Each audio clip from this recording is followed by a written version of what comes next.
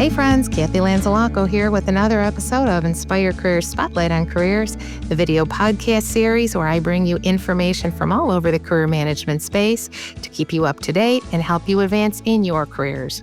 And today we are going to cover the topic of getting fired. Laying some truth bombs on you here today, talking about getting fired, how to handle it. Listen, it happens. Maybe it's happened to you. Maybe you're afraid it's going to happen to you. I will tell you, it has happened to me. So let's talk about it, because after you've been fired, you are still going to apply for another job. What do you do? What do you say? How do you get over it? Let's talk about that a little bit. Let's start at the beginning. You go into a job never expecting that you're going to get fired. You think everything's going to turn out well. You anticipate it to. And you onboard, you do your best work. You hope you get along with your peers and your boss. And, firing can happen at any time that you are at an employer. It could happen in the first 90 days when you're on probation. It could happen after being there 5, 10 years. You just never know. I'll tell you about my experience, and then we'll talk a little bit about general experiences, and I'm going to give you some responses to use when you're questioned about it in interviews. We're going to talk about that, but I'll tell you my situation. Maybe it rings true to you. I worked at in an organization many, many years ago, and I was new to the organization. I was just finishing up my 90 days there, and I had all indications that I was doing extremely well. Actually, on Tuesday, in the afternoon, I was meeting with one of my bosses, one of the owners of the organization, and we were going over some information about a project we were working on.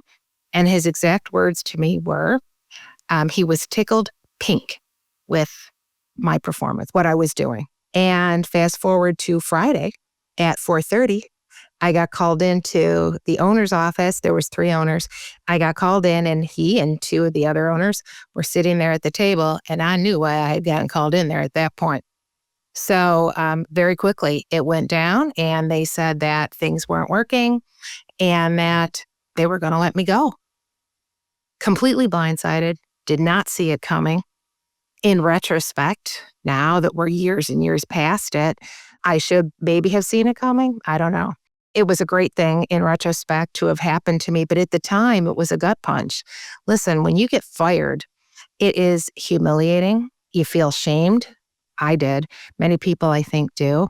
It's a horrible feeling to be rejected, to be told that you're not meeting expectations for whatever it might be.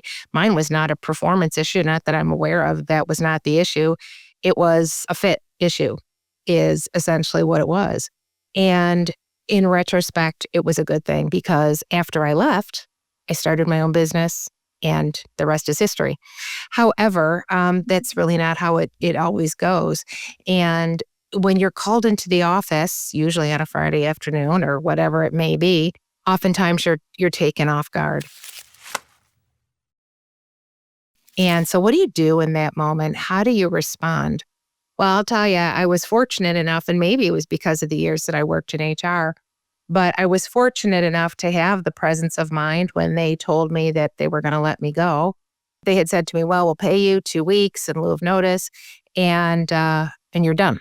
And I said, no. I said, I did not see this coming. And I asked for a full month's worth of pay. And again, now in retrospect, I should have asked for a lot more, but at least I got a few more weeks out of them. And then I got my benefits extended a little bit more. So at least I had asked for something in the moment, and they didn't expect me to ask for anything. So I got something. That's the good news there. But most people just kind of cower. They or just want to get out of the room. They want to get out of the uncomfortableness, and they just take whatever the conversation is and they leave. So, when you're in that situation, you want to hold it together. You don't want to get angry. You want to try to have the presence of mind to keep yourself together. But the most important thing I'm going to tell you is do not sign anything while you're in the room if they put something in front of you. Even if they dangle a severance package and they say, listen, we want you to have this, no hard feelings, we want you out. Do not sign anything while you're in the room. Do not agree to anything. You can take the packet with you, you can take the information with you, and then go see a lawyer or talk to someone else, a salary negotiation coach, someone that specializes in that. And we'll talk about that. I'll give you the name of that when we're done talking here. But it's important that you recognize that you are at a disadvantage at that point when you are being let go. So remember that you may be taken advantage of. So have the presence of mind to try to hold it together. Don't say anything you're going to regret, and don't sign anything in the moment because it's probably not in your best interest. You are probably not getting what you deserve at that point. Okay, so you get out of the room, you go home, you got to explain it to your family. Now, listen, if you're getting fired for cause, which is something completely different, that's another conversation with your family. But, why do people get fired? Most people get fired because it's an issue of fit, and that was my circumstance. But other people get fired maybe for performance, and sometimes people are put on a performance improvement plan, a PIP, right? You may have heard that phrase before, and they give you 90 days or whatever it is. They tell you how to improve your performance. They have somebody coaching you. And then at the end of that day, is your performance where they want it to be? Or at that point, are they going to let you go because you haven't done what they wanted you to do? I have been on the HR side of that when we have had to let people go because they have not been able to meet the requirements of the job. And again, sometimes that is early in the company. Sometimes it's 5 years into it, and maybe things have changed with the job. They've gotten new responsibilities, or maybe their performance wasn't addressed early enough. So, there's a lot of different reasons, but a lot of times when I've talked to people, they don't see it coming. Sometimes you do. Sometimes you sense it too. I have had people that I'm coaching now that have said to me, you know what? I should have seen it coming. I kind of knew. I started getting cut out of meetings. I wasn't invited to after hours things. But the first thing usually happens is you're cut out of meetings. The emails that you should be getting, you're not. You're not privy to things that you were privy to a couple of weeks before. You're not getting the information. They're already moving on without you, and they just haven't told you yet. And sometimes they are maybe posting your job, but they're coasting with you just until they find someone else. Now, you don't know they've posted your job because they probably have a third-party recruiter, or they've posted it blindly and you just don't even know it. So there's a lot of things that happen behind the scenes and you don't know. But once you are fired and you've left the organization, maybe you have contacted a lawyer, maybe you knew it was coming, maybe it was a mutual agreement and they said, look, things are not working. And you're like, yeah, you know what? I know this. Maybe you've had that conversation and you're very comfortable with it. However, at that point, they still aren't going to let you stay. So, technically you've left, there you are fired. And when you are fired, not for cause, but if you're fired for every other reason, you should be applying for unemployment too. But the important thing then is you go home, you heal, you have to reflect on why you were fired, what happened. Was the fit not right? And if the fit's not right, it's not your fault and it's not their fault. But what can you learn from that?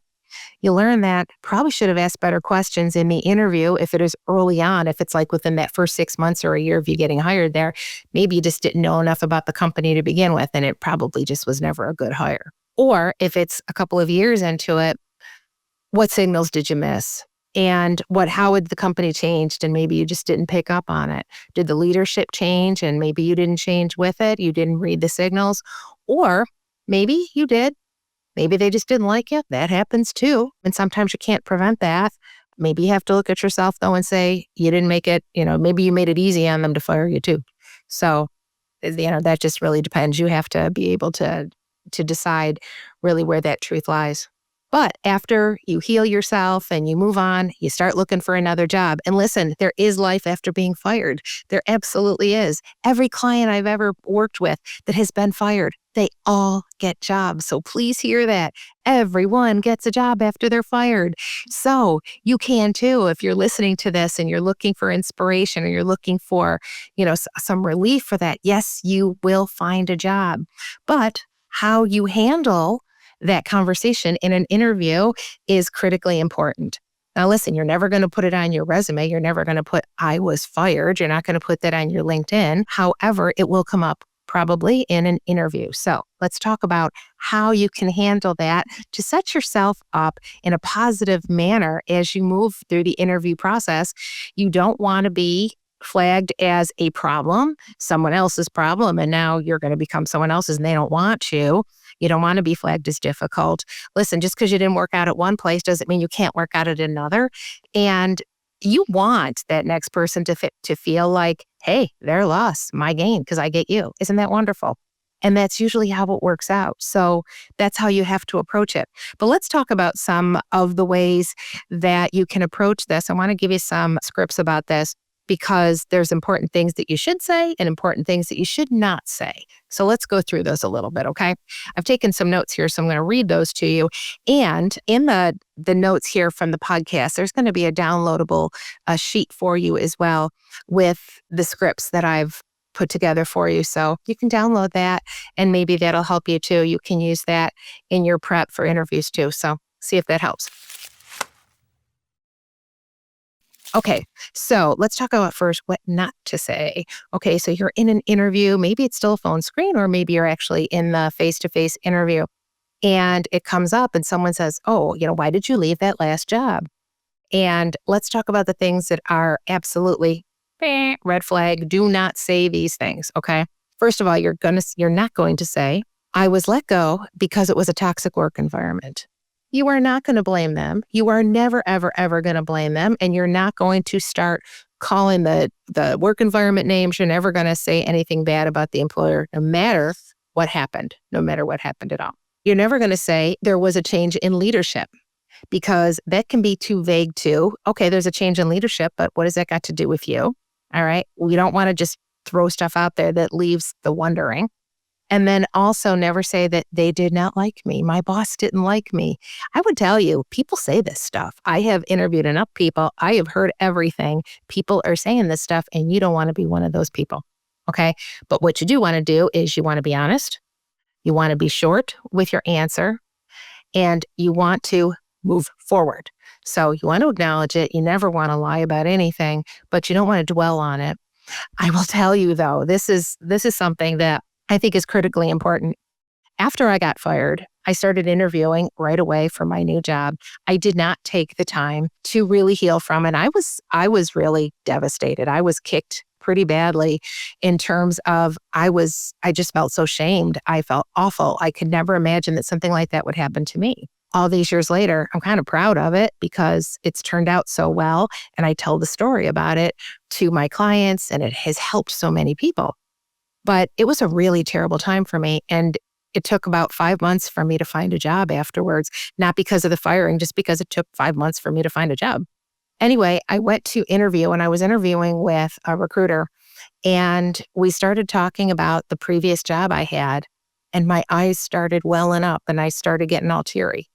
And she stopped the interview and she said to me, she goes, "You are still raw." The interview was over at that point, and she started kind of counseling me and told me I should take off some more time before I started interviewing again. Needless to say, I did not get the job. And that was a lesson learned that to go in and still have those raw emotions is not going to place you in a good place. So you want to be careful about what you say, and you want to make sure when you're showing up as your best self too, because nobody wants you crying in an interview. All right. So most definitely. All right, so let's talk about things that you can say, though, because you do have to be able to talk about it, but let's keep it short and sweet. So I've got some notes here, so let me read those here and see if any of these may fit what your situation may have been or if they sound okay to you. All right. So most people, as I said, get let go for fit. So you could use something like this for your script. When they asked, what happened? Were you let go? You can say, the position ended up being a mismatch in expectations, and we mutually agreed it wasn't the right long-term fit. I learned a lot from the experience and have a much clearer idea of the type of environment where I can thrive and contribute at a higher level. What have we done here? We have not badmouthed the previous employer. We haven't thrown ourselves under the bus either. We've kept it sweet. We've kept it short. We've kept it honest. We've shared a lesson that we've learned because people want to make sure, have you learned a lesson? Like, This should be a learning experience in some way, shape, or form.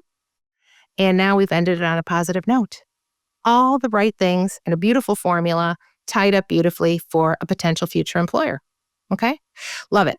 All right. Let's do one now for if there was a leadership change. And listen, sometimes there's a leadership change, but you don't want to just kind of leave that on the table. But what happens when there is a leadership change? Sometimes they bring in their own team, and maybe you just don't have a place on that team. That happens. Or maybe you had your previous leader gets replaced and you had a wonderful relationship with them. And the new one, you're just not clicking with. I mean, there's a lot of different reasons, right? But when a new leadership team comes in, strategy changes too. So everybody understands that. Let's talk about what that response could look like. All right. So if there was a leadership change, how can you respond? There was a change in leadership and a shift in direction. With that, the organization made some changes to the team. It gave me an opportunity to reset and look for a role that's a stronger alignment with my strengths and goals. Okay. Now listen, did you hear what I said in there? Some changes to the team. That means that I or you, whoever's saying that, was not the only person let go. Okay. Now, if you were the only person let go, then you would say, my leader made changes and it gave me the opportunity to reset, right? You would leave out the word team.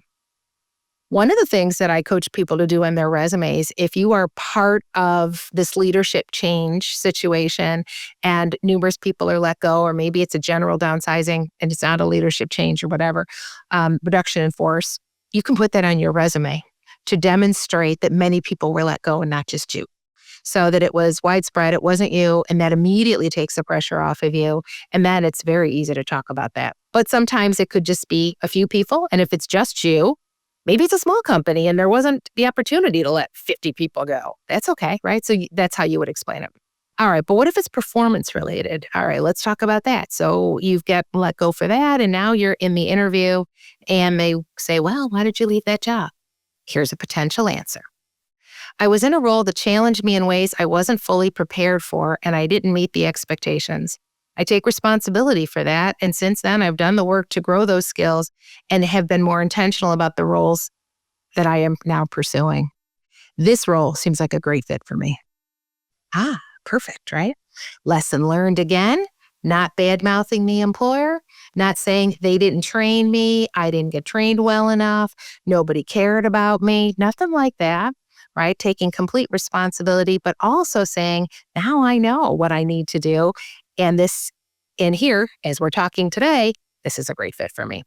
Now the conversation can move forward. All right. What are though if there were company issues? Let's say that, again, maybe that you didn't meet, not you, but let's say the company did not meet expectations for revenue that year, whatever, and they had to make some changes. All right. So you were let go as part of a reduction in force, maybe. Okay, here's a script. There was an organizational restructure that impacted several roles, including mine.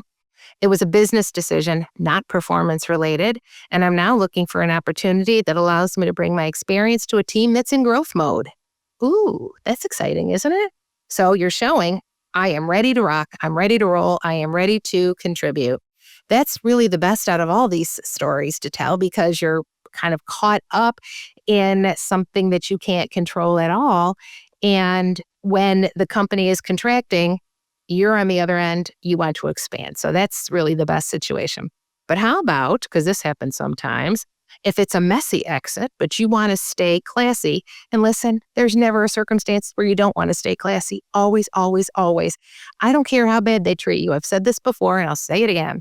I don't care how bad it is, how lousy they leave you, how much trouble they give you. I don't care. You always never talk bad about them and you always want to remain classy. All right, so you're in the interview and it just did not go down well for whatever reason. There were some internal changes that made the role unsustainable for me and the organization. Ultimately, it was best for both sides to move on. I'm now focused on what's next and where I can add real value. Great. Now listen, that could mean a lot of things. Maybe it was a toxic environment. Maybe you were sexually harassed there and you chose to leave. I mean, there could be all kinds of stuff. Maybe you just did not get along with your boss. Maybe there was bullying happening. There's all kinds of things that could happen in there. So you want to make sure that it's crystal clear that It just was not a good situation. However, you're ready to move on. And listen, sometimes if you're in a really small industry or a small town, that's very important because people know each other. If you're in a huge industry, you're working remotely and your business is on one coast and something else, maybe it doesn't matter as much. But this could be a really important one if people are talking and everybody knows each other and everybody knows the story. You want to keep it really neutral and you just want to make sure that you're just in and out for the story, in and out. That's all. And sometimes people will say to me, Cathy, I'm still not really clear what happened. I don't know. It went down so fast. I don't even know. All right, well, let's talk about that. Why were you let go? The decision caught me off guard and I wasn't given much context. I've chosen, though, to focus on what I can control, how I show up for my next role, how I've grown since then, and how I will bring value in this role. Okay. Now, listen, they may pursue that a little bit more. And then you can say, honestly, I don't know. I really don't know. I would tell you if I did. I wish I knew. I just don't. But I can tell you I'm not there anymore, but I'm very excited to be here. Keep bringing it back. Keep pivoting and bringing it back if they want to continue to go down that road. They probably won't, but if they do, because maybe they're really looking and they're figuring that you do know. Sometimes it happens, though. It really does. I've heard that. Okay, and then it's just really important to understand that there could be multiple reasons that you've been fired. How you explain it in a very short, succinct way can set the rest of that interview up for success. And I'll tell you, if you're sitting in a lunchroom with a bunch of people one day, you will find that so many of them have had the similar situation. I saw something on TV once, and I could probably get the statistics on this or find the people too. But people like Oprah Winfrey have been fired. Famous people have been fired. Founders of these huge companies have gotten fired out of their own organizations. So listen, you are in good company. You are in fabulous company. I think sometimes when I look back on being fired, I'm kind of proud of it now because I think I just wasn't, not only was I not the right fit for that role, but I kind of outgrew working for somebody else. So I think it's okay. And I think you will too in many cases, and you will move on to something else. And there is life after being fired. Just like if you were laid off and you missed that job, there's life after that too. So I hope that you're getting encouragement that these are easier stories to tell, but you have to be able to tell it clearly without emotion. You have to take the time to heal. And listen, I'll tell you what else happens. People get fired or they get laid off. It doesn't either one of these situations. And the first thing people want to do is they want to rush right out and find another job. They want to start interviewing tomorrow. They don't want to take the time to heal. They don't want to take the time to reflect because they feel the pressure to get another job. They're worried about the money. They're worried about being out of work. They're worried about a gap in their resume, and they just got to get back to work. Yet they haven't really processed what's happened to them. And I encourage people to take the time. Doesn't have to be 6 months, but to take a little bit of time to really get yourself in that better frame of mind to avoid a situation like I shared about mine, but even just to be able to reset so that you're looking forward and you're not carrying that. Because if you don't process it, now you will have to deal with it later. And I've dealt with some people who have been at organizations for 20 years and were either fired or laid off. And it's still devastating, even if you're one of 50 people, one of 100 people let go, it's still hurtful and it's horrible. So it's still time that you need to process it and to move on. But the important thing to understand is there really doesn't need to be shame around it. And I'm hoping that as you listen to this, if you are feeling any of that, you can start releasing it. The other thing I want to say about this is that there's other people that have been fired too and don't talk about it. They spin their stories. So maybe they're not being completely honest about it, and they don't have to be. I don't have to be. But just know that not everybody's always telling the truth. But I want you to consider yourself, if you have been fired, that you are in good company probably. Because maybe it means that just wasn't the right place, and now the right place is waiting for you. You have to go look for it, but you also have to do the work. So if it was a performance issue, you got to figure that out. If it was a personality clash, you got to figure out what was your contribution to that. So there's just some inner work that may need to be done, but it doesn't mean you're not going to be fabulous at the next job. You've just got to reset. That's all. All right. So as we kind of tying up here, I just want to make sure that you recognize that there's no shame in being fired. Listen, if anything, take the time to kind of feel proud about it. And know, though, I'm not saying arrogant, but know that unless you've truly done something wrong, then that's a whole other issue, right? Stealing, lying, manipulating the organization, that's a whole other ball of wax.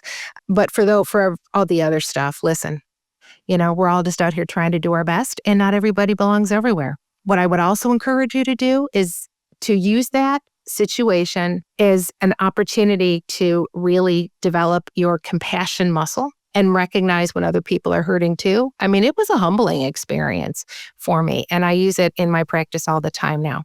So, figure out what you can do for somebody else once you've kind of been on that other side. So that's probably where we're going to leave that today. But listen, there is life after that. If I can help you, let me know. There is life afterwards, but you got to tell your story well, both in your resume, your LinkedIn, and in that interview. If you need help, come see me. Earlier in this podcast, I did mention too about severance and negotiation, right? I think it's a great idea if you have been presented with a severance package, if you have been fired or laid off, to consult an attorney. But also, you can oftentimes negotiate what the employer is putting in front of you. And I have the name of a coach who is an expert at negotiating severance packages, exit packages, and her name is KL Shaw. We're going to drop her information here. And we have some really exciting news coming up very soon about the podcast with KL. So stay tuned in the next episode or two about that. All right, so folks, before you hang up there, please remember to subscribe to our channel so that you are notified when we drop our next great episode. And until we meet again, live inspired.